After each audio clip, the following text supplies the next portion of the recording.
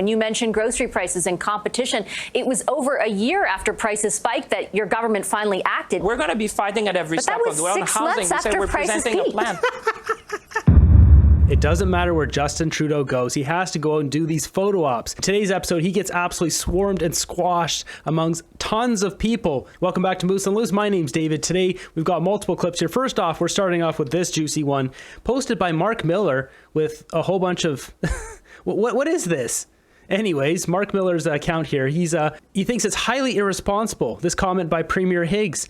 While we expect every province to do their fair share in the Federation, when it comes to asylum seekers, nobody said we'd force New Brunswick to take 4,600 asylum seekers. Premier Higgs here of New Brunswick is just calling them out, and now Mark Miller's pointing the finger somewhere else. Now we've learned. Provincial officials were invited to the conference call in which it was shared by the federal officials in Ottawa that Prime Minister Justin Trudeau government is considering a plan to send 4,600 asylum seekers to New Brunswick without providing any financial assistance or any opportunity for us to have the ability to build the resources and the capability to manage. Keep in mind that we currently have just under 400 asylum seekers in the province. This is an increase of more than 10 times our current level of asylum seekers. As leaders in your community who already see how our system is grappling with our existing population explosion, just think about this for a moment. Do you think Moncton could handle potentially thousands more people without the support or the housing to back that up? Now let's be clear, New Brunswick has always been a welcoming province and we will continue to be so. We have a long history of embracing diversity and helping those in need. And our immigrant population are making our province what it is today, bigger and greater than it's ever been. But this sudden and unilateral proposal by Ottawa is deeply concerning, and I feel obligated to share the challenges it will bring to our province. So the question was here, can New Brunswick handle more asylum seekers? The answer is Justin Trudeau, Mark Miller, and Sean Fraser, they all don't care. They don't care, because that's what they've done everywhere else. They're going to just keep sending you people because they don't care. They don't care if it breaks the medical system, the housing, the school systems. They don't care. I'm happy to see Premier Higgs calling out Mark Miller. Of course, I showed you that tweet. Mark Miller just deflecting, pointing, no, it wasn't us. It totally wasn't us. It wasn't me. I didn't say that. Oh, Mark Miller posted a couple extra times here. It says the model we have been working on contemplates every province doing their fair share with their consent and fair compensation. Yeah, right. Every province is getting broken by their immigration policies. If asylum seekers, foreign workers, all that. To date, and despite commitments to the contrary made during the Council of Federation, the New Brunswick government has shown very little interest in doing its fair share, even with a commitment of federal financial support. Yeah, Mark Miller, we don't want this. It is destroying our country. Who the heck are you to say what is highly irresponsible after 9 years of you and your party driving this beautiful country down the crapper? You're nothing but a Trudeau butt kisser from high school, not competent to run a lemonade stand. And then we've got this one posted here. It says John Rustad condemns Trudeau government for forcing BC to take 22,000 asylum seekers without support amid housing crisis. Yeah, I mean, Mark Miller, man, people have the receipts everywhere. You're just going to get called out. Why are we still bringing in more people? Have you lost your frickin' minds? Exactly. They want to keep these housing prices high. Trudeau's got a real estate development company. He needs to keep that land value or the housing or whatever he's got in there. He's got to keep that sky high. Got to make some money, right? Off all of our backs. Next up, we got Captain Schmuck here. He shows up in Surrey for his favorite thing to do. The only thing he really does is goes out for some photo ops. He loves them.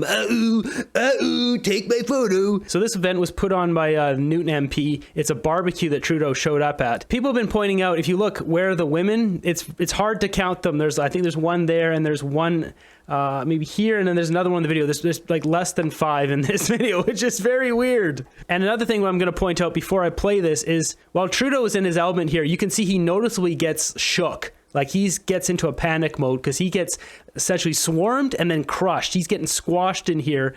People swarming down on him. You can see his security around him. It's all these big white guys. They are like in high stress mode as well. Hang in there.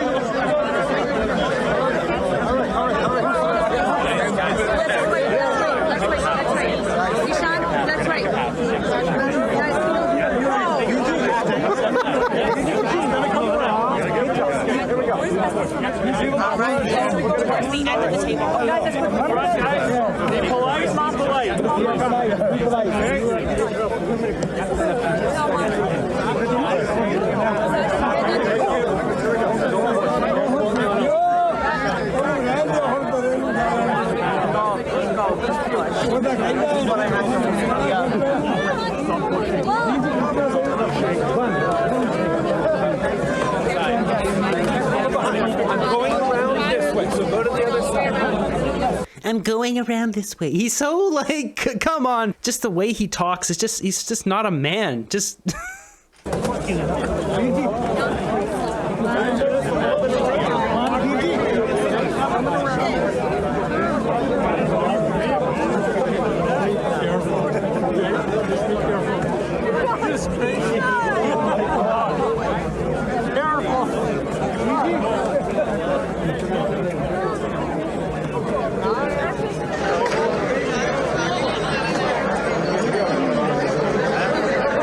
He's one of the most disliked people in this country. Why does he think this is a good idea? Even if it's held by a liberal event and stuff. This guy, I don't know. His arrogance and his ego is just far outweighs any sort of security. And you can see the faces of his security.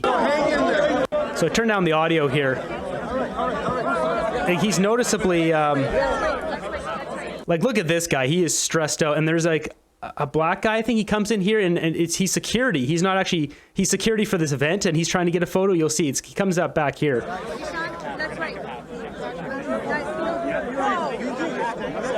Like he's getting squashed here. Look at him. He's telling them to back up, back up.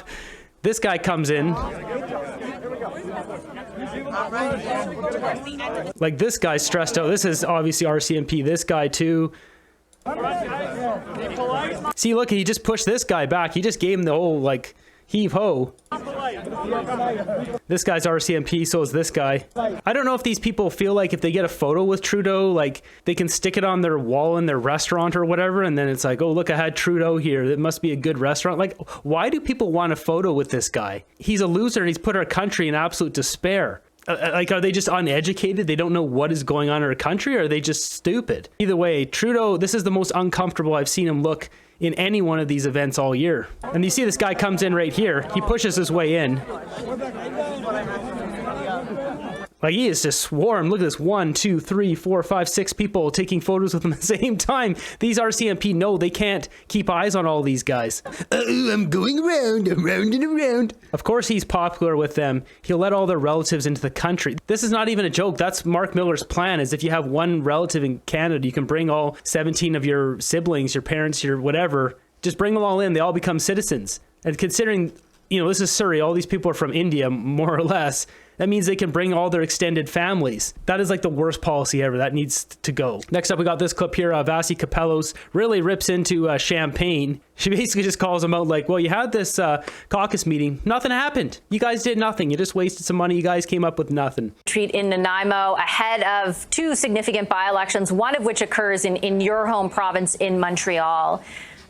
Are you worried about that by-election? No, we are taking every step to win. We're working hard at making the case to voters. Obviously, you know, in a by-election, it's always a bit challenging to make sure people focus. You know, in a general election, everyone knows that we need to inform people, but we're making the case and making sure people understand, you know, that we're fighting for them every day. We understand their everyday issues about affordability, housing, the type of thing that are day-to-day issues that you talk at the kitchen table. And see, we've been there for you. We're going to fight for you. And we're presenting a vision of the country, which is about possibility, opportunity. And, you know, optimism is contagious. So that's what I'm trying to bring on the campaign. That's what our candidate is bringing on the campaign. This guy is so disconnected that people aren't sitting around the kitchen table because they're skipping meals, Champagne. Like, this guy doesn't even clue in to what he just said. Like, people are skipping meals. Like, was it 1 in 6 or 1 in 5 or something? Like, a high percentage, 20, 25% of people skip a meal every day. Is your sense, though, Minister, with all due respect, that Canadians are optimistic about the future? Because that is not borne out by any data in any public opinion poll in the last 6 months.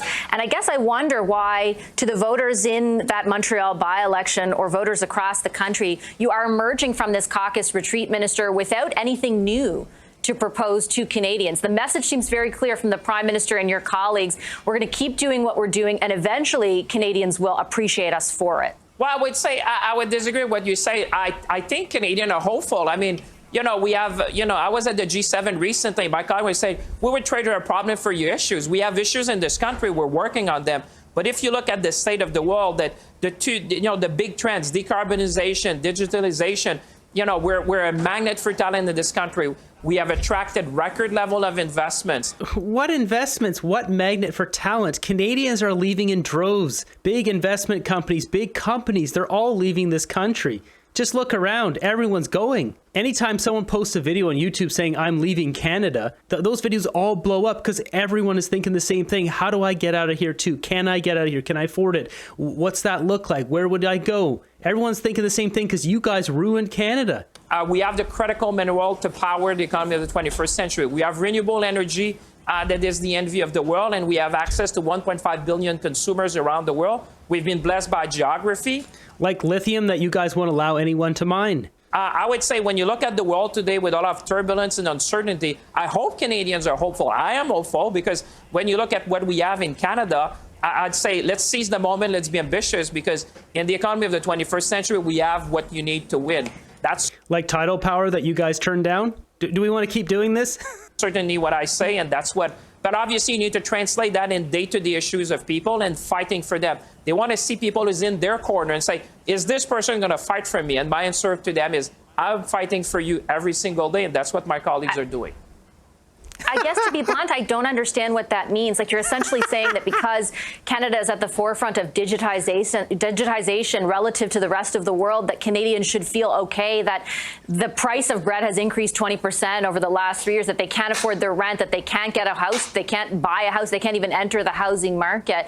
And I understand. I'm not laying all of the blame for that at your feet. I understand, but you're coming out of this caucus retreat with telling Canadians, we're going to keep fighting, we're going to keep delivering, without putting a single new thing in the window to actually advance their interests at this moment in time or address their frustrations, other than telling them you're better off than other people in the rest of the world. I don't know where they get these numbers about bread increasing, or some of the other groceries, they say 30%. Like the bread I've seen where I live has gone up at least 50%, and most of groceries have gone up 100%. Most have gone up more than 100%. As I've said numerous times, my green peas metric, frozen green peas used to be 99 cents for a bag, and now they're $2.69. It just keeps going up. The prices haven't gone down on anything. Well, no, but that's not what I'm saying. Hold on. I'm saying they want people to be in their corner to fight for them. What we did, for example, on competition, what I did, for example, on grocery, what we're doing, the plan on housing, what we've been doing to make sure that life is more affordable. Years after the problem crescendo.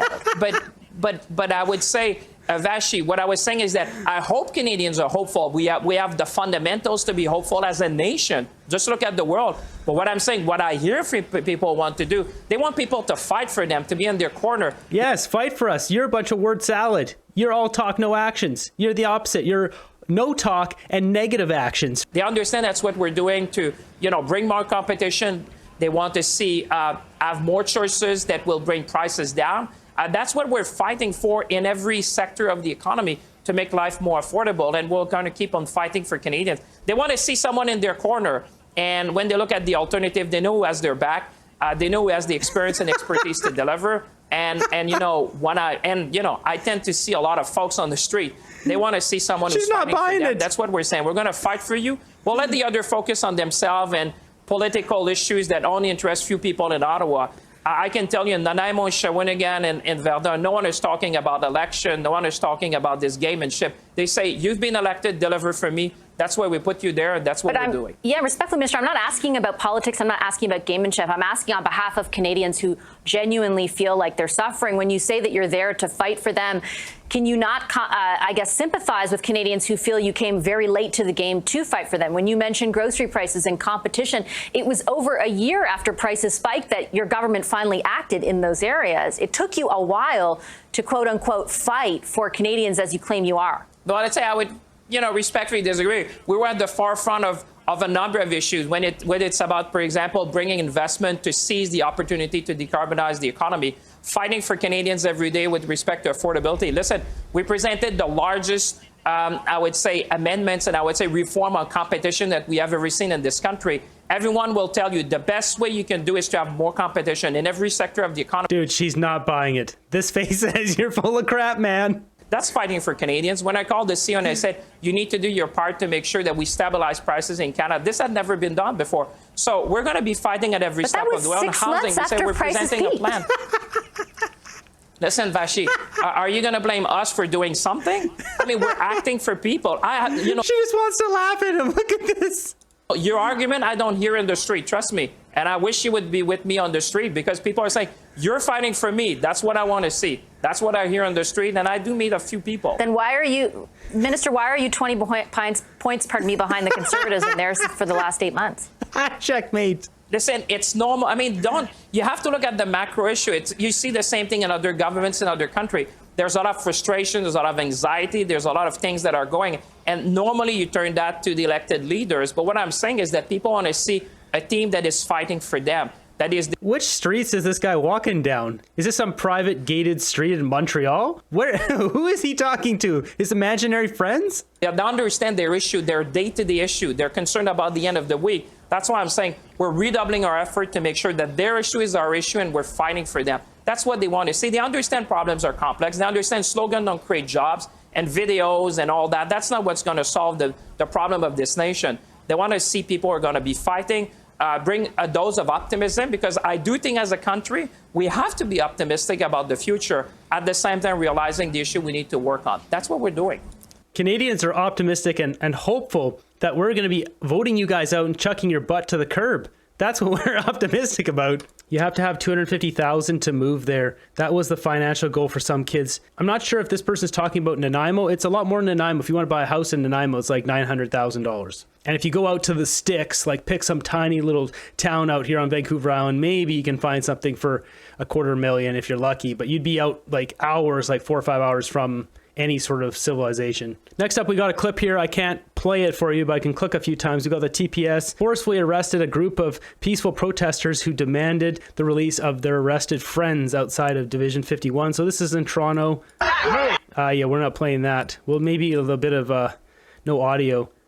There's a whole lot of noise, as you can see. There's a lot of movement, but basically, very rarely are they peacefully protesting. In this case, they were not. They got arrested, and then in this specific clip, the person keeps getting really close to their friend. I think it's a woman in the video, and she's told numerous times to go back, and eventually the cops have to just kind of push her away.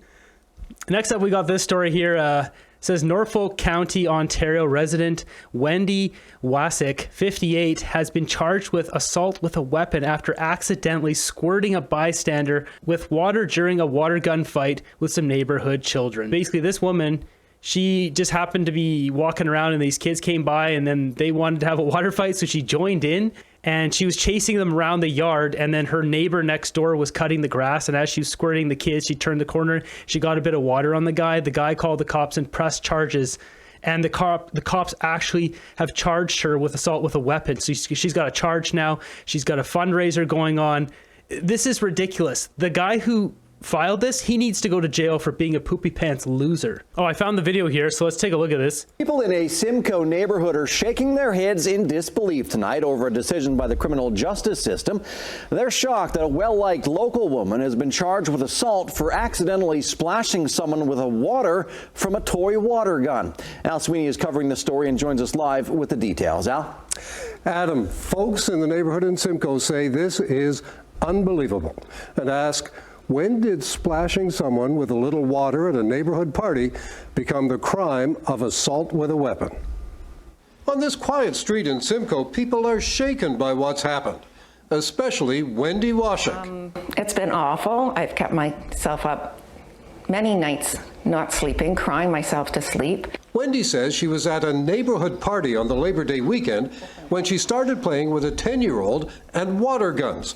One of them like this one. I was pumping the water in the gun, trying to figure out the gun, and trying to spray him at the same time. And unfortunately, while I was doing that, I hit the neighbor that was maybe 3 feet away from me. He was out cutting his grass, and the water hit his chest.